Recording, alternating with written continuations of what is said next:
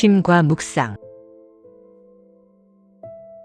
사랑하는 형제자매 여러분, 한 주간 주님의 은혜 안에서 평안하셨습니까? 오늘은 우리 안에 임하시는 하나님의 능력이라는 주제로 여러분과 함께 묵상의 시간을 갖고자 합니다. 오늘 본문 말씀은 사도행전 1장 8절 말씀으로 다 함께 큰 소리로 읽어보겠습니다. 오직 성령이 너희에게 임하시면 너희가 권능을 받고 예루살렘과 온 유대와 사마리아와 땅끝까지 이르러 내 증인이 되리라 하시니라. 아멘. 우리가 이 험한 세상을 이기고 단순히 종교인으로 머무는 것이 아니라 주님의 참된 제자로 살아가게 하는 그 근원적인 힘이 과연 어디에 있는지, 그리고 그 힘을 어떻게 누릴 수 있는지 확인하는 복된 시간이 되기를 소망합니다. 형제자매 여러분, 우리의 신앙생활을 가만히 되돌아봅시다. 우리 마음 한구석에는 늘 풀리지 않는 숙제와 같은 질문이 하나 자리 잡고 있습니다. 나는 하나님을 믿고 예수님이 나를 위해 십자가에서 돌아가신 것도 알겠는데 왜 내 삶은 여전히 이토록 무력한가 하는 질문입니다. 주일마다 예배를 드리고 성경을 읽고 기도를 하지만 정작 월요일부터 시작되는 세상의 치열한 현장 속에서는 작은 유혹 하나 이기지 못해 넘어집니다. 미워하지 말아야지 다짐하면서도 내 마음을 상하게 한 사람을 떠올리면 금세 분노가 치밀어 오릅니다. 주님을 위해 살겠노라고 고백은 하지만 현실의 경제적 결핍이나 미래에 대한 불안이 엄습하면 우리는 너무나 쉽게 두려움에 사로잡힙니다. 어쩌면 엔진이 고장난 자동차를 뒤에서 밀며 전진하려 애쓰는 운전자처럼 우리의 신앙생활이 어느덧 기쁨이 아니라 의무와 노동이 되어버리지는 않았습니까? 마음은 원이로 돼 육신이 약하다는 사도 바울의 탄식은 어느덧 우리의 매일 같은 일상이 되어버렸습니다. 우리가 이토록 무력감을 느끼는 결정적인 이유가 무엇일까요? 그것은 바로 우리 신앙의 가장 핵심적인 동력원인 성령 하나님을 오해하고 있거나 그분과 상관없이 내 힘으로만 살아가려 하기 때문입니다. 여러분에게 성령님은 어떤 분이십니까? 많은 그리스도인들이 하나님 아버지는 우리를 창조하신 분으로, 예수님은 우리를 구원하신 분으로 명확히 인식합니다. 그러나 성령님에 대해서는 참 막연하게 느낍니다. 부흥회 때 느끼는 뜨거운 감정의 고조, 혹은 신비로운 은사나 특별한 체험을 하는 어떤 기운이나 에너지 정도로 생각하곤 합니다. 성령님을 인격적인 하나님으로 대접하기보다 내가 필요할 때 꺼내 쓰는 능력의 도구쯤으로 여기는 것입니다. 그러다 보니 내 감정이 뜨겁지 않으면 성령님이 계시지 않는 것 같고, 내 삶에 눈에 보이는 기적이 나타나지 않으면 성령의 능력이 끊긴 것처럼 불안해합니다. 성령님은 안개처럼 막연한 존재가 되었고 우리 곁에서 멀리 떨어진 분처럼 느껴지게 된 것입니다. 오늘 본문인 사도행전 1장 8절은 부활하신 예수님께서 승천하시기 직전 제자들에게 남기신 마지막 유언과도 같은 말씀입니다. 당시 제자들의 상황을 상상해 보십시오. 그들은 스승인 예수님을 잃을지도 모른다는 두려움과 장차 닥쳐올 유대 사회의 핍박 앞에서 극도의 불안감을 느끼고 있었습니다. 이제 우리는 어떻게 살아야 합니까? 우리가 무엇을 해야 합니까? 라고 묻는 제자들에게 예수님은 어떤 조직을 짜주거나 기막힌 생존 전략을 일러주지 않으셨습니다. 주님은 단 한 가지를 약속하셨습니다. 오직 성령이 너희에게 임하시면 너희가 권능을 받고, 이 말씀은 오늘날 무력감에 빠진 우리에게도 동일하게 주어지는 해답입니다. 기독교는 내 의지를 불태워 도덕적인 삶을 짜내는 종교가 아닙니다. 기독교는 위로부터 부어주시는 하늘의 권능을 더 씹어 사는 삶입니다. 내 힘으로 도저히 넘을 수 없는 담을 성령의 능력으로 뛰어넘는 것이며 내 인격으로는 도저히 사랑할 수 없는 원수를 내 안에 계신 성령의 사랑으로 품어내는 역동적인 삶입니다. 성령에 대한 가장 흔하고도 위험한 오해는 성령을 힘이나 에너지로 생각하는 것입니다. 많은 사람들이 성령을 원하는 이유가 능력을 얻기 위해서입니다. 병을 고치는 능력, 기도 응답을 받는 능력, 영적 전쟁에서 이기는 능력, 삶의 문제들을 해결하는 능력. 이것을 바라는 마음이 잘못된 것은 아닙니다. 그러나 그 순서와 동기가 뒤집혀 있다는데 심각한 문제가 있습니다. 성령을 능력을 얻기 위한 도구로 취급할 때 우리는 자신도 모르게 성령님을 하나님이 아니라 우리의 목적을 위한 수단으로 격화시키게 됩니다. 성령을 우리 삶의 주인이 아닌 시종으로 만드는 것입니다. 이런 신앙은 응답이 올 때는 성령이 역사하시는 것 같고 응답이 없을 때는 성령이 없는 것 같다는 불안정함을 낳습니다. 오늘 본문을 다시 주의 깊게 읽어보십시오. 성령이 너희에게 임하시면 너희가 권능을 받고, 여기서 순서를 주목해야 합니다. 성령이 임하시는 것이 먼저이고 권능을 받는 것은 그 결과입니다. 성령이 임하셔서 권능이 생기는 것이지 권능을 얻기 위해 성령을 활용하는 것이 아닙니다. 이것은 단순한 순서의 차이가 아닙니다. 이것은 신앙의 방향 전체를 바꾸는 근본적인 차이입니다. 성령은 우리가 다스리고 활용해야 할 에너지가 아니라 우리가 순종하고 그분의 인도를 따라야 할 인격적인 하나님이십니다. 성령은 삼위일체 하나님의 세 번째 위격이십니다.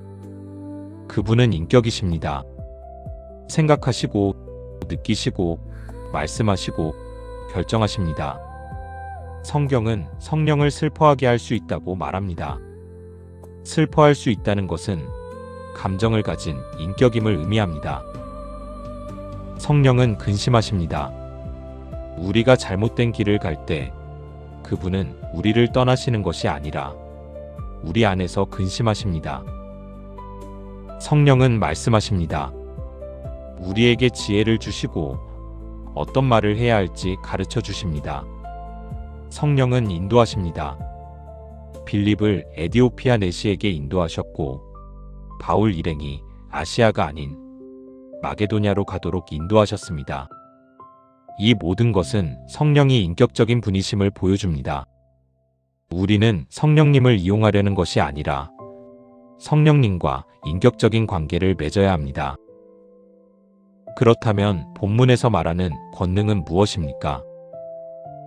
권능은 폭발적인 힘, 본질적인 능력을 의미합니다. 그런데 이 권능이 우리 삶에서 어떻게 작동하는지를 정확히 이해해야 합니다. 많은 사람들이 이 권능을 환경을 바꾸는 힘으로 이해합니다. 병이 나는 것, 문제가 해결되는 것, 상황이 역전되는 것. 물론 그런 일들이 일어나기도 합니다. 그러나 성령의 권능의 본질은 환경을 바꾸는 힘이 아니라 환경에 눌리지 않는 힘입니다. 세상을 바꾸기 전에 먼저 나를 바꾸는 힘입니다. 어떤 상황에서도 하나님의 뜻을 붙들 수 있는 내면의 토대, 어떤 압박 속에서도 흔들리지 않는 영적 힘, 바로 이것이 권능의 진짜 의미입니다. 바울은 빌립보서 4장 13절에서 내게 능력 주시는 자 안에서 내가 모든 것을 할 수 있느니라고 고백합니다. 이 말씀의 문맥을 보면 바울은 지금 감옥에 있습니다. 상황이 바뀐 것이 아닙니다. 빈곤도 고난도 여전합니다. 그러나 그 상황에 눌리지 않는 능력이 있습니다. 이것이 성령의 권능입니다. 또한 바울은 고린도후서 12장에서 자신의 육체의 가시를 제거해달라고 3번이나 간구했지만 응답을 받지 못했습니다. 그럼에도 불구하고 그는 내 능력이 약한 데서 온전하여짐이라는 말씀 안에서 오히려 자신의 약함을 자랑하게 되었습니다. 성령의 권능은 상황을 바꾸는 것이 아니라 어떤 상황에서도 하나님을 붙드는 힘이기 때문입니다. 기도할 때 우리가 먼저 던져야 할 질문은 이것을 해주십시오가 아니라 이 상황에서 어떻게 인도하십니까? 여야 합니다. 성령이 하나님이심을 인정할 때 우리의 기도의 방향이 달라지고 우리의 신앙의 깊이가 달라집니다. 성령님을 능력을 얻기 위한 수단이 아니라 순종의 대상인 하나님으로 대할 때 비로소 진정한 영적 권능이 우리 삶 속에 흐르기 시작합니다. 생각해 보십시오. 우리가 어떤 사람을 깊이 사랑할 때 우리는 그 사람을 내 필요를 위한 도구로 이용하지 않습니다. 오히려 그 사람의 뜻과 마음을 알고 싶어 하고 그 사람이 원하는 것을 이루어주고 싶어 합니다. 성령님과의 관계도 그래야 합니다. 내가 원하는 것을 얻기 위해 성령을 활용하는 것이 아니라 성령 하나님의 뜻을 구하고 그분을 따르는 것이 진정한 성령과의 동행입니다. 이것이 바로 신앙의 성숙이며 진정한 영적 능력의 통로가 됩니다. 성령님은 우리의 도우미가 아니라 우리가 따르는 주님이십니다. 실제로 이 순서의 변화는 우리의 삶 전체를 바꿉니다. 성령을 통해 능력을 얻으려는 사람은 응답이 없을 때 쉽게 낙심하고 포기합니다. 그러나 성령 하나님께 순종하는 사람은 응답의 여부와 상관없이 그분과 함께하는 것 자체에서 평안과 힘을 얻습니다. 요셉을 생각해 보십시오. 그는 형들에게 팔려가고 누명을 쓰고 감옥에 갇혔습니다. 환경이 바뀐 것이 아닙니다. 그러나 성경은 주께서 요셉과 함께하심으로 라고 거듭 말합니다. 성령이 함께하실 때의 능력은 상황이 달라지는 것이 아니라 어떤 상황에서도 하나님과 동행할 수 있다는 데 있습니다. 성령에 대한 두 번째 오해는 성령이 특별한 순간에만 혹은 특별한 사람들에게만 임하신다는 생각입니다. 뜨거운 기도 집회에서 강력한 예배의 분위기 가운데서 아니면 특별한 은사를 받은 사람들에게만 성령이 계신다는 것입니다. 그래서 어떤 사람들은 평범한 일상을 살아가는 자신에게는 성령이 없거나 아니면 성령이 멀리 계신다고 느낍니다. 그러나 이것은 구약적 성령 이해에 머물러 있는 것입니다. 구약에서 성령은 특정한 사람들에게 특정한 목적을 위해 일시적으로 임하셨습니다. 삼손에게 임하고 사울에게 임하고 다윗에게 임하셨지만 그 성령이 떠나기도 하셨습니다. 그래서 다윗은 시편 51편에서 주의 성령을 내게서 거두지 마옵소서라고 간구했습니다. 그것은 실제로 일어날 수 있는 일이었기 때문입니다. 그러나 신약에서는 성령에 대한 이해가 근본적으로 달라집니다. 예수님은 요한복음 14장 16과 17절에서 이렇게 말씀하셨습니다. 내가 아버지께 구하겠으니 그가 또 다른 보혜사를 너희에게 주사 영원토록 너희와 함께 있게 하리니 그는 너희와 함께 거하심이요 또 너희 속에 계시겠음이라. 여기서 영원토록 너희 속에 이 두 표현이 핵심입니다. 성령이 이제는 우리 안에 영원히 거하십니다. 구약처럼 임하셨다가 떠나시는 것이 아닙니다. 일시적인 방문이 아니라 영구적인 거주입니다. 우리가 주님을 믿는 그 순간부터 성령은 우리 안에 거하시기 시작하십니다. 이것은 특별한 경험이나 은사와 상관없이 주어지는 것입니다. 모든 믿는 자 안에 성령이 계십니다. 예외가 없습니다. 고린도전서 6장 19절은 이것을 더욱 놀라운 방식으로 표현합니다. 너희 몸은 너희가 하나님께로부터 받은 바 너희 가운데 계신 성령의 전인 줄을 알지 못하느냐. 우리의 몸이 성령의 전입니다. 구약에서 하나님의 영광이 성막에 임하고 솔로몬의 성전에 임했습니다. 그 성막과 성전은 이스라엘의 구심점이었습니다. 온 백성이 그 성전을 향해 나아갔고 그 성전에서 하나님을 만났습니다. 그런데 이제 하나님의 성령이 거하시는 성전이 바로 우리 자신입니다. 우리의 존재 자체가 하나님의 성소가 된 것입니다. 이것이 얼마나 엄청난 사실인지 생각해 보십시오. 지금 이 순간 여러분이 앉아 계신 그 자리에서 여러분의 몸 안에 성령 하나님이 계십니다. 그렇다면 우리가 죄를 짓거나 실수를 할 때는 어떻게 됩니까? 성령이 우리를 떠나십니까? 그렇지 않습니다. 로마서 8장 26절은 이렇게 말씀합니다. 이와 같이 성령도 우리의 연약함을 도우시나니 우리는 마땅히 기도할 바를 알지 못하나 오직 성령이 말할 수 없는 탄식으로 우리를 위하여 친히 간구하시느니라.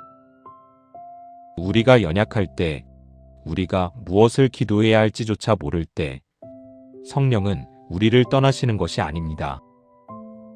오히려 말할 수 없는 탄식으로 우리를 위해 친히 기도하고 계십니다. 성령은 우리의 실패 앞에서 실망하고 포기하시는 분이 아닙니다. 오히려 가장 깊은 곳에서 우리를 붙들고 우리를 위해 간구하시는 분입니다.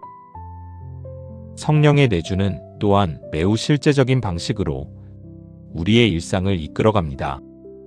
선택의 갈림길에서 문득 마음에 떠오르는 지혜, 잘못된 방향으로 가려 할 때 느껴지는 내적 불편함과 거리낌, 기도 중에 찾아오는 설명할 수 없는 확신, 그리고 풍랑 같은 상황 속에서도 마음 깊은 곳에서 솟아오르는 평안. 이런 것들이 바로 우리 안에 계신 성령의 실제적인 역사입니다.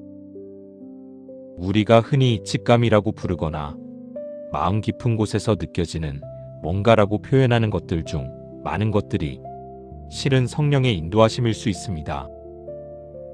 성령은 거창한 방식으로만 오시지 않습니다.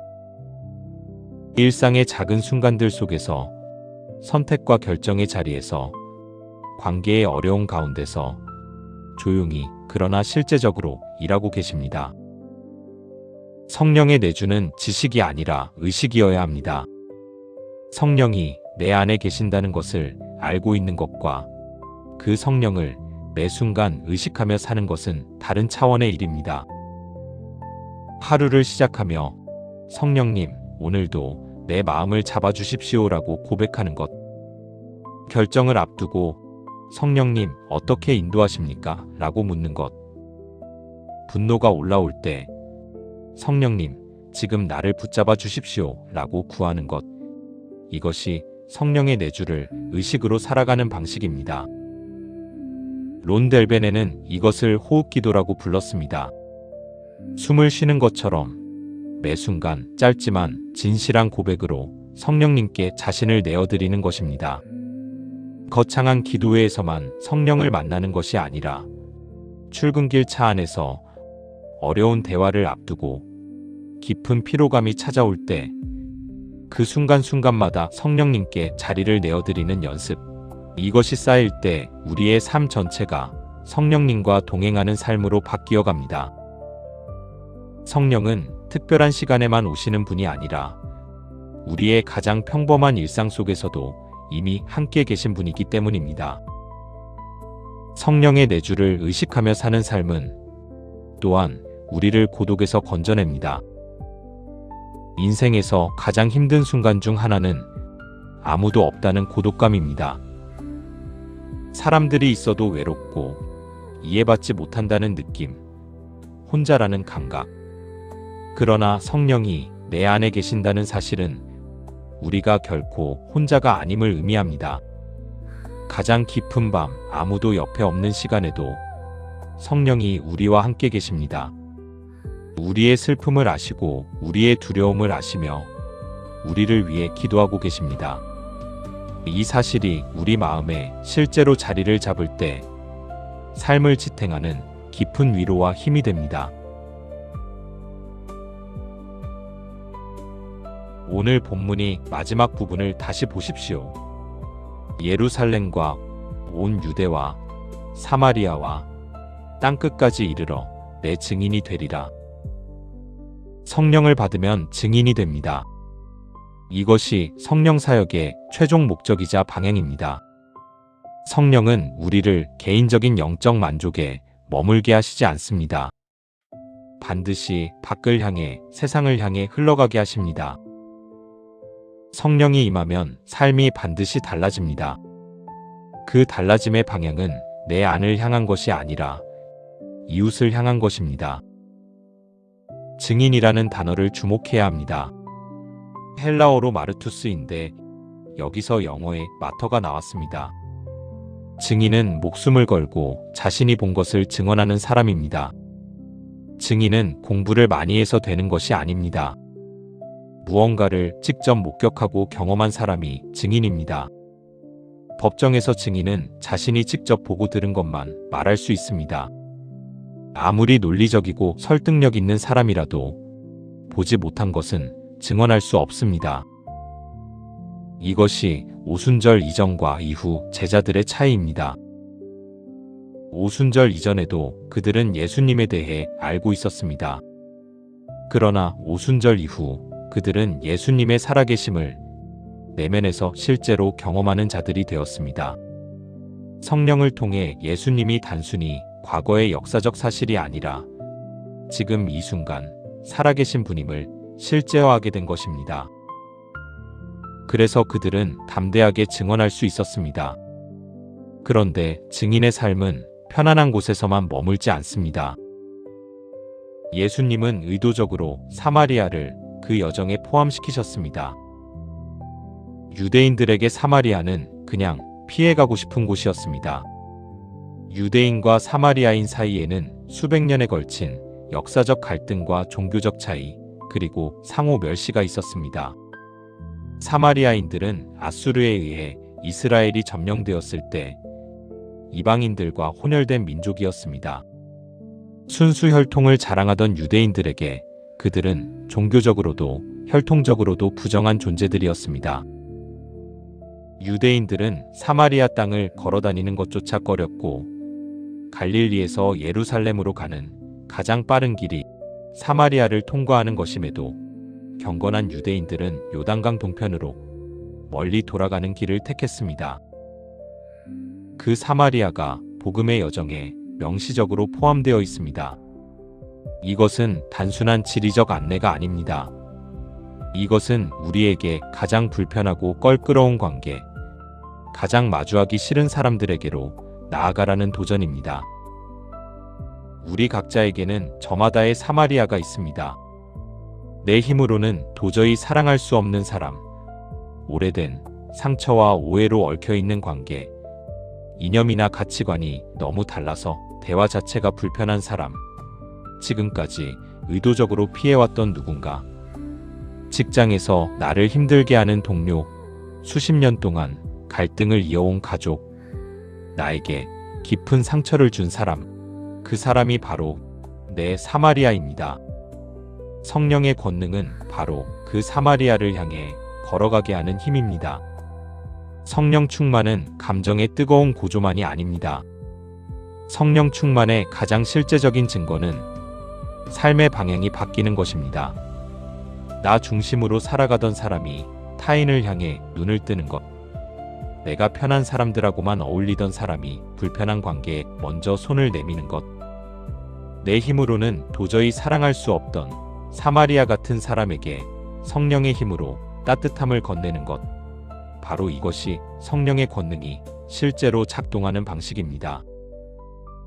사도행전을 읽어보면 초대교회의 가장 강력한 전도 방법은 웅변적인 설교가 아니었습니다. 그것은 그들의 삶 자체였습니다. 그들이 서로를 사랑하는 방식, 가난한 자들을 돌보는 방식, 핍박 앞에서도 평화를 잃지 않는 방식. 이것들이 세상 사람들로 하여금 저 사람들 안에 무언가 있구나 라고 느끼게 했고, 그것이 복음으로의 문을 열었습니다. 진짜 증인은 교회 안에서만이 아니라 세상 한복판에서 일상의 관계들 속에서 우리가 살아계신 하나님을 드러내는 증거가 되는 사람입니다. 오늘 내가 가장 마주하기 힘든 사마리아가 누구인지 생각해 보십시오. 그 사람에게 먼저 따뜻한 말 한마디를 건네는 것, 먼저 화해의 손을 내미는 것, 그것이 바로 성령 권능의 가장 구체적이고 실제적인 증거입니다. 여기에 아름다운 역설이 있습니다. 성령은 우리를 사마리아로 보내시지만 그 여정에서 오히려 우리가 변화됩니다. 사마리아 여인을 만나러 우물가로 가신 예수님이 그 여인과의 대화를 통해 제자들에게 참된 양식의 의미를 가르쳐 주셨듯이, 우리가 두려움을 넘어 사마리아를 향해 걸어가는 그 과정에서 우리 자신이 더 깊이 성령의 역사를 경험하게 됩니다. 사마리아를 향해 걷는 것이 성령 충만의 결과인 동시에 그 걸음 자체가 우리를 더 깊은 성령 충만으로 이끄는 통로가 됩니다. 한 가지 더 기억해야 할 것이 있습니다. 우리가 사마리아를 향해 나아가는 것은 우리 자신의 결심과 의지만으로 되는 일이 아닙니다. 우리의 의지는 한계가 있고 오래된 감정과 상처는 쉽게 가라앉지 않습니다. 그래서 주님은 성령이 임하시면 이라고 말씀하신 것입니다. 성령의 권능이 있어야 사마리아로 갈 수 있습니다. 내 힘으로는 사랑할 수 없는 그 사람을 성령의 힘으로 사랑하게 되는 것입니다. 바로 이것이 기적입니다. 성령의 가장 놀라운 기적은 병이 낫는 것이 아니라 용서할 수 없던 사람을 용서하게 되고 미워하던 사람을 사랑하게 되는 내면의 변화입니다. 이것이 증인의 삶이 단순히 전도 활동이 아닌 이유입니다. 증인은 삶의 방식입니다. 내가 성령 안에서 어떻게 말하는지, 어떻게 결정을 내리는지, 어떻게 갈등을 다루는지, 어떻게 고난을 통과하는지, 이 모든 것이 살아계신 하나님을 드러내는 증언입니다. 우리의 일상이 설교가 되는 것입니다. 믿지 않는 이웃이 우리의 삶을 보며 저 사람은 뭔가 다르다고 느낄 때, 그것이 바로 성령 권능의 가장 조용하지만 가장 강력한 증거입니다. 그 삶을 살아가는 힘이 바로 오늘 우리가 함께 나눈 성령의 권능입니다.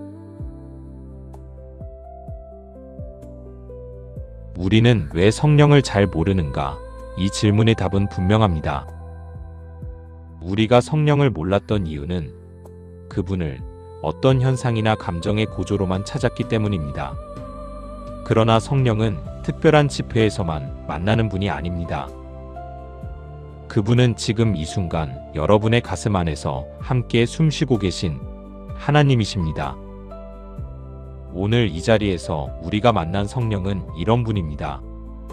첫째, 성령은 능력을 주시기 전에 친히 내 안에 오신 하나님이십니다. 성령은 우리가 활용해야 할 에너지가 아니라 우리가 순종해야 할 인격적인 하나님이십니다. 둘째, 성령은 내가 실패하고 넘어질 때 떠나시는 것이 아니라 말할 수 없는 탄식으로 나를 위해 기도하시는 위로자이십니다. 셋째, 성령은 내가 편한 자리에만 머물지 않고 내 사마리아를 향해 걸어가도록 이끄시는 인도자이십니다. 이제 결단의 시간입니다. 내 힘으로 버티며 살아가는 신앙에서, 아는 것으로만 채워진 신앙에서, 현상을 쫓아 이리저리 헤매는 신앙에서 이제 돌아서십시오. 성령님을 환영하고 인정하십시오. 성령님, 내 안에 계신 줄 압니다. 오늘 내 삶의 자리를 당신께 내어드립니다. 라는 고백이 새로운 시작이 됩니다. 우리는 완벽하지 않습니다. 우리는 여전히 연약하고 실수하고 때로 의심하고 두려워합니다. 그러나 우리 안에 계신 성령은 완벽하십니다. 우리의 연약함이 그분의 강함을 막지 못합니다. 오히려 우리가 연약함을 솔직히 인정하고 그분께 삶의 자리를 내어드릴 때 성령은 더 자유롭게, 더 강하게 일하십니다. 이것이 성령 안에서의 삶의 역설이자 은혜입니다. 형제자매 여러분, 오늘 이 자리를 떠날 때 한 가지를 기억하십시오. 성령은 이미 여러분 안에 계십니다. 그분을 새롭게 찾아다닐 필요가 없습니다. 이미 와 계신 성령을 인정하고 그분께 오늘 하루의 자리를 내어드리는 것, 그것이 전부입니다. 두려움에 떨던 제자들이 성령을 받은 뒤 세상을 뒤흔들었던 것처럼 오늘 우리도 그 동일한 성령의 권능 안에서 새로운 하루를 시작하기를 예수 그리스도 이름으로 축복합니다. 아멘. 오늘 말씀을 일상생활을 하면서 또는 잠자리에 들기 전에 묵상 기도의 시간을 꼭 가지시기 바랍니다. 귀한 시간 함께 해주셔서 감사합니다. 구독과 좋아요, 알림 설정으로 이 빛의 메시지를 더 많은 분들과 나눠주세요. 감사합니다.